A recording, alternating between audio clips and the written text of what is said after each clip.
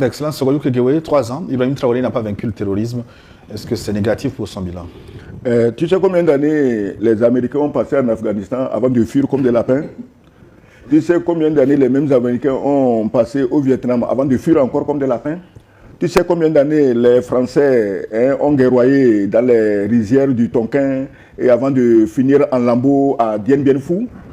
Donc, ce ne sont pas des guerres normales. C'est-à-dire que des guerres où c'est l'armée de tel pays qui est face à l'armée de tel autre pays. Le capitaine Traoré, il y a 3 ans, qui disait finir la guerre dans 6 mois. Bon, excusez-moi, je crois que bon, il a mal évalué la situation, hein, peut-être. Donc, parce qu'il a cru que c'était une guerre. L'ennemi est là, on le connaît, on fait face à l'ennemi. Mais l'ennemi, on ne le connaît pas. Le problème, c'est que l'ennemi dans ces rébellions du Sahel, on ne le connaît pas. Comme chez nous ici, on ne le connaît pas. Puisque l'ennemi n'a même pas de revendication. Il ne dit pas au pouvoir en place, bon écoutez, nous on vous fait la guerre parce que vous n'avez pas fait ci, vous n'avez pas fait ça. Les porteurs des revendications des terroristes sont ailleurs. Alors, quand Traoré est venu au pouvoir et il dit qu'il en finit dans 6 mois, c'est qu'il ne savait pas que même les soi-disant terroristes, ce ne sont pas des Burkinabés. Si les terroristes étaient sous des Burkinabés, la guerre serait finie depuis. Parce que tu as vu les tentatives que les oiseaux de malheur ont voulu orchestrer pour opposer les ethnies. Ah, ça c'est les Peuls, ah c'est les Mossi, ah c'est les Bissa, ah c'est bon. Je ne connais pas les noms de toutes les ethnies du Burkina. Mais on a voulu au départ mélanger les ethnies pour que les ethnies s'entre-déchirent. Pourquoi ça n'a pas marché? Parce que ces différentes ethnies ont fini par comprendre que ceux qui viennent ensanglanter leur pays, on les recrute dans les pays voisins ou lointains pour venir commettre leur forfait. Et celui qui les recrute n'a pour toute ambition que de s'accaparer des biens du Burkina. Je crois que les Burkinabés, de la base, du plus humble berger jusqu'à l'intellectuel de Ouagadougou, ont fini par comprendre que notre intérêt réside dans notre union pour défendre notre pays contre ces exploitants insatiables qui, depuis 1 ou 2 siècles, boivent le sang de nos populations et ne sont jamais rassasiés. Donc, Ibrahim Traoré, s'il n'avait affaire qu'à des Burkinabés mécontents, mais il aurait déjà fini son affaire. Mais les terroristes viennent de loin, ils sont massivement financés. Tu sais, aujourd'hui, les guerres qu'on fait, mais tu n'as jamais devant toi ton ennemi. Les soi-disant terroristes auxquels le Burkina, Mali, Niger ont affaire, ils ne sont pas de ces pays. On leur envoie ces gens. C'est comme en Ukraine. Hein? On dit que Poutine fait la guerre à l'Ukraine. Poutine n'a jamais fait la guerre à l'Ukraine. Poutine fait la guerre à l'OTAN. L'Ukraine n'est que le masque, le faux nez de l'OTAN pour faire la guerre. Dans nos pays, c'est la même chose. Les vrais guerriers, les vrais fauteurs de guerre et de troubles, ce ne sont pas les pauvres bouviers qui sillonnent le Sahel pour tuer de pauvres paysans. Non. Donc, tant que l'ennemi que tu as devant toi, tu peux le défaire en moins de 6 mois. Mais étant donné que le commanditaire de cet ennemi est loin et qu'il peut recruter d'autres pour t'en envoyer, il est devenu de plus en plus difficile de prévoir la fin de la guerre. Mais, quand il a parlé de l'albinos noir, on n'y est pas encore, mais il a promis la fin de la guerre pour bientôt, quand apparaîtra l'albinos noir. Bon, écoutez, moi, on y arrivera. Sinon, j'ai réfléchi, je cherchais ce que c'est qu'un albinos noir. Je n'ai pas encore trouvé. Non, mais vous me lancez une belle transition, juste au cours de l'interview. Il a sorti ce concept d'albinos noir. De quoi s'agit-il, selon vous, Lucas Maki? Alors, vous me posez une question qui me pousse à faire l'exercice d'un charlatan. Non, mais lui-même, en le disant, il a dit clairement, ne cherchez pas à comprendre. Vous allez vous le voir par vous-même. Mais il le dit dans un contexte où on lui pose la question de savoir, mais écoutez, Monsieur le Président, au regard de toutes les difficultés qu'on a, est-ce que vous pensez qu'on pourra gagner cette guerre? Il dit qu'on ne peut que la gagner. Et que de toute façon, très bientôt, on parlera de l'apparition d'un albinos noir. Et puis bon, la guerre prendra fin. On ne peut comprendre cela que dans une perspective heureuse. C'est-à-dire que Ibrahim Traoré, en bon orateur, essaye de mobiliser les consciences des gens. De sorte qu'ils comprennent que quoi qu'il arrive, et quelles que soient les difficultés d'aujourd'hui, ce qui est certain, c'est que une fois qu'ils sont déterminés, une fois qu'ils ont l'engagement, une fois qu'ils ont l'énergie qu'il faut, ce qui est certain, c'est qu'ils auront toujours les moyens de venir, d'arriver au bout de cette guerre-là. Quand on voit un peu les pas qu'ils ont déjà posés, les armes qu'ils ont pu conquérir, la façon dont ils ont mobilisé aussi bien l'armée que la VDP et le peuple lui-même, ainsi que les promesses qu'il est en train de faire, visant même à amener le Burkina à être en mesure de fabriquer lui-même ses armes, ce qui n'est jamais arrivé, en tout cas pour l'essentiel des pays d'Afrique. C'est clair qu'il est en train de nous annoncer qu'il y a encore des prouesses à partir de cette ligne qui est déjà définie. Nous n'avons pas besoin de deviner la nature de cet albinos, mais ce qui est sûr, c'est que l'armée burkinabé est en train d'aller crescendo. Elle est devenue un rouleau compresseur. Si jamais Ibrahim Traoré a le génie de trouver une pièce nouvelle qui permet d'avoir des résultats plus probants, ben on pourra que le saluer. Et puis, donc, pour vous, l'albinos noir ne renvoie pas à une réalité concrète? qu'elle soit concrète ou pas, moi je ne veux pas deviner tout simplement parce que je sais que la ligne qui s'est définie, la dynamique qu'il a amorcée, l'élan qu'il a pris permet d'espérer tout de positif, en tout cas en ce qui concerne sa méthode de gouvernance et de gestion du pays. Bientôt, nous parlerons d'un albinos noir qui va apparaître et vous verrez, ne me demandez pas de quoi il s'agit, je pense que vous comprendrez plus tard, la guerre va finir et très vite.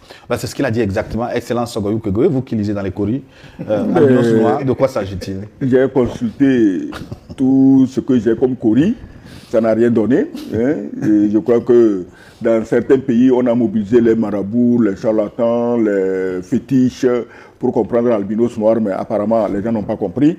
Et je crois que, vous savez, Ibrahim Traoré est devenu le maître des énigmes, parce que le terme albinos noir auquel nous peinons à trouver un sens, c'est que ça doit être quelque chose disons, de costaud. Puisque lui, il a dit albinos noir, on peut prendre ça comme une plaisanterie. Albinos et noir, l'albinos, tout le monde sait que l'albinos, c'est d'abord le noir naît albinos, c'est un noir. Et quand il naît albinos, il n'est plus noir. Alors comment on peut être albinos et noir? Tu disais que c'était une équation à deux inconnus. Non, c'est une seule inconnue. Le noir, on le connaît, mais c'est l'albinos qu'on ne connaît pas. Voilà l'équation, c'est que albinos inconnu et noir connu. Qu'est-ce qu'on fait? Il faut s'adresser peut-être aux meilleurs mathématiciens. Ils nous expliqueront comment cela se résout comme problème. Donc, albinos noir, nous n'avons rien compris et nous cherchons. Nous croyons l'assurance avec laquelle le président Ibrahim Traoré a annoncé l'arrivée de cet albinos noir. C'est comme si on annonçait le retour du Messie, l'arrivée du Messie, celui par qui tout va changer. Alors que toi et moi, on prend ça peut-être pour un jeu de mots, mais je vois que l'albinos noir sème une panique générale chez les ennemis du Burkina. C'est là que je me dis, mais peut-être eux, ils ont compris de quoi il s'agit. Sinon, albinos noir, pourquoi j'en ferais une histoire? Mais si ça sème la panique, jusqu'à des interdits soient proclamés sur l'utilisation du terme, tu comprends que des gens ont compris ce que c'est que l'albinos noir et ça ne réserve absolument rien de bon pour eux. Oui, vous faites allusion à la sortie du procureur de la République de la Côte d'Ivoire qui interdit utilisation ou commentaire de ce concept albinos noir parce que selon lui, le concept est stigmatisant pour les albinos. Mais ce n'est pas une insulte pour un albinos qu'on disait. D'abord, l'albinos rêve d'être noir comme ses frères et sœurs. Alors dire albinos noir, en quoi on le stigmatise? Être noir n'est pas une insulte pour un albinos. Est-ce que tu comprends? Et là, il n'a qu'à dire qu'on stigmatise les noirs, parce que c'est les noirs qui ne veulent pas être albinos. Mais l'albinos souhaiterait être noir comme ses frères, parce qu'ils naissent, même père, même mère, mais voilà, il y a un qui est albinos. Et il se demande, mais pourquoi moi et pourquoi pas les autres? Donc, cette affaire-là, tu sais, ils ont leur raison. Moi, je ne veux pas spéculer sur... je ne crois pas que le mot albinos noir, si c'est vrai que cela stigmatise, que ce soit seulement dans un pays donné, que cette stigmatisation soit dénoncée. Nous aussi au Togo, on aurait pu dénoncer la stigmatisation. On a des albinos au Togo. Heureusement, dans nos pays ici, les albinos n'ont aucun problème comparé à d'autres pays où les gens prennent les albinos comme leur poulet pour faire leur sacrifice humain.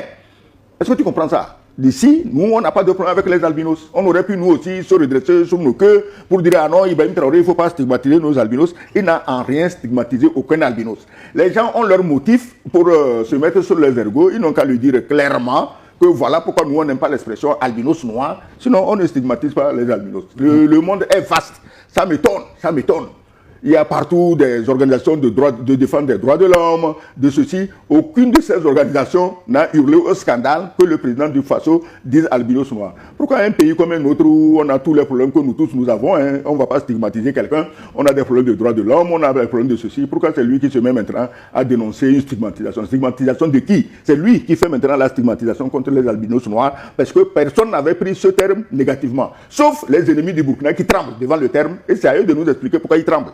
Luc Kabaki, le concept albinos noir, est-ce qu'il est injurieux? Non, mais écoutez, justement, est-ce que même le contexte dans lequel Ibrahim Traoré a parlé, mais c'est un contexte plutôt glorieux, c'est-à-dire l'albinos noir en question viendrait mettre un terme, permettrait, en tout cas son apparition, permettrait de mettre un terme à la guerre. Donc normalement, c'est un messie, c'est-à-dire que c'est une opportunité qui devrait réjouir tout le monde à la fois, parce qu'en réalité, la guerre, elle sert à quoi? À tuer les gens? Ou bien c'est pas ça? Donc, c'est pour dire qu'en réalité, qui se sent morveux se mouche.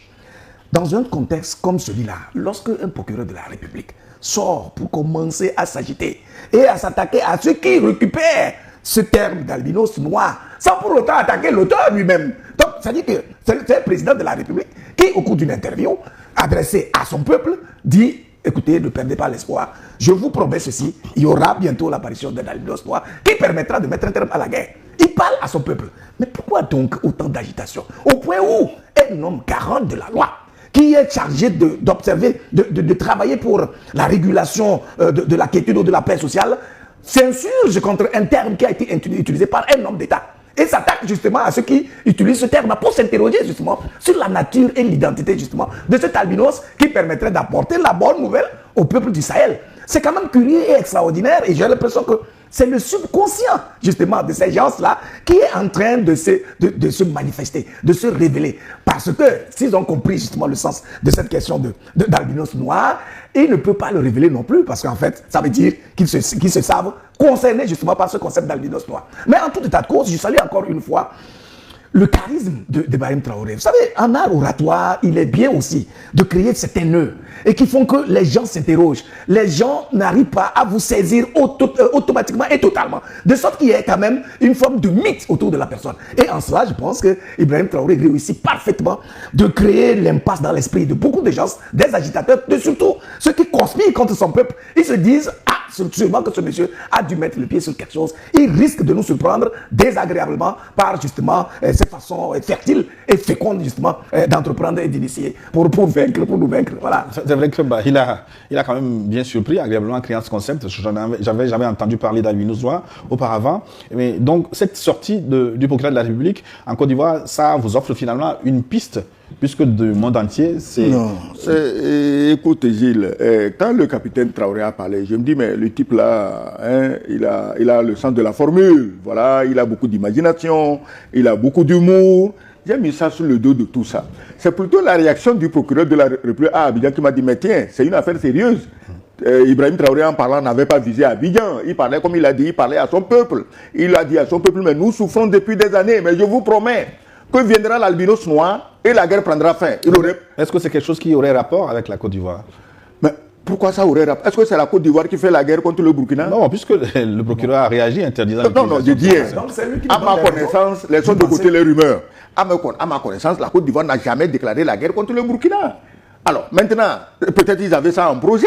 C'est ça, et même si c'était le cas, ce n'est pas au procureur de réagir. Voilà. Parce que les procureurs ne font pas la guerre. Hein? On sait qui, en cas de crainte d'une guerre, qui est habilité à prendre la parole. Ce n'est pas un procureur. Donc, à ma connaissance, le Burkina, la Côte d'Ivoire ne fait pas la guerre contre le Burkina. Et si on promet la fin de la guerre au Burkina, je ne sais pas pourquoi ça toucherait la Côte d'Ivoire. C'est ça le problème. C'est ça. Les Burkinabés souffrent. On refuse de les aider. On soutient les terroristes. On mobilise même des armées pour aller combattre des gouvernements qui luttent contre ces terroristes. Et aujourd'hui, un président de l'espace AES dit, mes amis, mon peuple, bientôt on va sécher nos larmes. L'albinos noir viendra et nous sauvera. Peut-être il parle de Jésus-Christ, on ne sait pas. Hein? Pour les musulmans, ça serait bizarre. Oui. Peut-être il parle de Jésus-Christ. Ou bien, je ne sais pas si chez les musulmans, il est prévu le retour du prophète. Ou bien, dans ce cas, il parle du prophète. Il va revenir et nous libérer. Est-ce que nourrir un espoir pour soi-même et pour son peuple, en quoi cela touche un autre pays ailleurs? Alors, comme il le dit, il y a Anguille sous roche. Le conscient et le subconscient se mettent en pleine ébullition. Mais ils n'ont qu'à faire attention parce que maintenant, la maladie AVC, là, ça se promène beaucoup. Hein, parce que ce n'est pas la peine qu'eux-mêmes ils s'empoisonnent. Hein, Ibrahim Traoré leur souhaite bonne santé, il leur souhaite longue vie. Hein, mais lui, il attend son albinos noir et ils ne pourront rien contre l'albinos noir de Ibrahim Traoré. J'ai dit que moi, j'avais pris ça comme de la plaisanterie, mais la réaction du procureur de la Côte d'Ivoire nous dit que c'est une affaire extrêmement sérieuse à laquelle il faut accorder beaucoup, beaucoup d'attention. Ce qui est encore surprenant, c'est qu'au cours de cette interview, le cas ivoirien a été clairement évoqué. C'est-à-dire qu'on a posé la question à Ibrahim Traoré de savoir s'il a le sentiment que la Côte d'Ivoire sert de base arrière aux terroristes. Sa réponse a été très claire et sans embâche, que la Côte d'Ivoire fait plus que ça. C'est-à-dire qu'ils hébergent pratiquement tous les ennemis du Burkina Faso. Ils les financent, ils les entretiennent. Moi, je pense que c'est quand même une accusation grave qui devrait en réalité amener le régime ivoirien à réagir si vraiment c'est des accusations fallacieuses. Puisqu'il le dit sur la base d'un certain nombre de faits. Et ce n'est pas la première fois que Ibrahim Traoré évoque le fait que la Côte d'Ivoire appuie de façon déterminante les terroristes. Mais aujourd'hui, la Côte d'Ivoire demande qu'on montre les preuves. Mais c'est ce qu'il est en train de dire. Il a dit, ils ont demandé ça quand encore. Oui, dans toutes les interventions, les répliques ivoiriennes. Et puis il a raisonné, il a été très cohérent en disant, mais écoutez, nous sommes tous des pays voisins. Est-ce que vous pensez que c'est juste parce que l'armée ivoirienne est tellement surpuissante, tellement redoutable, qu'aucun terroriste n'ose justement attaquer ce pays voisin qui partage pratiquement les mêmes réalités que les pays du Sahel? Alors, donc, cette question-là titille quand même l'esprit humain. On est obligé d'analyser et de raisonner. Oui, et si ce n'est pas le cas, la Côte d'Ivoire demande des preuves et non oui, à propos de preuves, Gilles, vous savez, dans le monde francophone, nous sommes enfermés dans la bêtise. Le monde francophone, on ne réfléchit pas. On nous a tellement moutonnisés depuis des siècles. Je te rappelle un fait. Prends l'histoire actuelle entre l'américaine Candace Owens contre l'épouse du président de la République française. Qu'est-ce que la justice américaine demande au Macron? Prouvez que vous n'êtes pas ce qu'elle dit. C'est plutôt la justice américaine qui fonctionne. Oui. C'est pour te dire que si on avait un peu de bon sens que nous, c'était aux Ivoiriens de prouver à Traoré que nous, on n'héberge personne. Ah voilà, c'est ce que je vais te dire. Et il demande quelle preuve? C'est à lui de prouver qu'il n'héberge personne. Mais c'est pas comme ça que la justice fonctionne chez nous. C'est pourquoi je dis que la justice moutonnière des systèmes francophones n'est pas une justice. C'est ce que je me tue à te dire. Écoute ça. Tu ne vas pas me dire que la justice américaine est moins bonne que la justice française. Donc, les Américains, quand ils ont dit au Macron, c'est à vous de donner les preuves, ils n'ont pas pu se soustraire à ça. Pourquoi ils n'ont pas dit, ah non, chez nous, la justice, c'est pas comme ça. Il faut chercher une justice qui soit juste. Pas une justice qui endorme les gens, qui piétine les gens, qui ferme la bouche à ceux qui ont raison. Donc, la Côte d'Ivoire aussi est en droit de donner des preuves que Burkina, nous sommes des voisins, nous n'avons aucun intérêt à semer le désordre chez toi. Est-ce qu'il demande les preuves? Tous les terroristes en cravate, qui étaient ministres, qui étaient présidents de CENI, qui étaient présidents de ceci à Ouaga et qui sont à Abidjan, on a besoin de prouver quoi maintenant? Dis-moi concrètement. On va prouver qu'ils sont là-bas pour nous. Ouagadougou héberge également des opposants ivoiriens. Mais tu peux me donner le nom d'un opposant ivoirien que Ouagadougou héberge? Donne les noms. Moi, je te parle de... On a vu Guillaume Soro. Guillaume Soro, il t'a dit qu'il est à Ouagadougou. C'est un voyageur, c'est un petit oiseau. Il va d'un pays à un autre. On a vu Gbagbo Koné. D'abord, à Ouagadougou. Attends.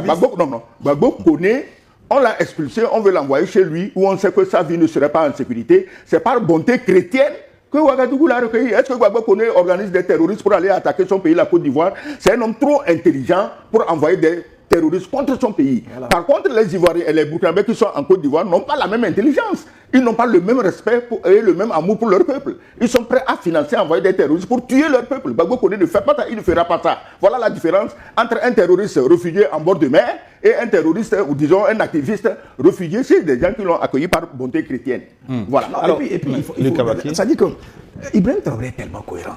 Il a reconnu que quand il est venu au pouvoir, mais la Côte d'Ivoire, les dirigeants ivoiriens faisaient partie des premiers à l'aborder. Et il voulait qu'il se conduise d'une certaine manière. Voilà ce à quoi il n'a pas adhéré parce qu'il est venu avec un esprit de révolution pour changer des paradigmes de gouvernance, de combat et le regard que le noir porte vis-à-vis justement du colon.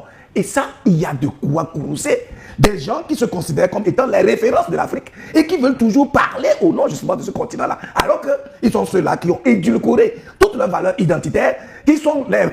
Je voulais sortir un terme, mais c'est-à-dire qu'ils sont là, les vrais traîtres. Tout simplement parce qu'ils sont plus proches du blanc que de leur peuple. Et ça, c'est connu. Parce que leur position sur des sujets stratégiques et déterminants, comme la monnaie, par exemple, montre clairement qu'en réalité, ils travaillent beaucoup plus pour préserver l'intérêt du colon, dont le rôle dans nos pays est justement de nous détruire, de nous déstabiliser, de créer l'instabilité dans nos pays pour pouvoir justifier sa présence permanente. Et donc, dans un tel contexte, quand on regarde tous ces éléments-là, les indicateurs, il y a quand même des indices graves et concordants, en tout cas de culpabilité.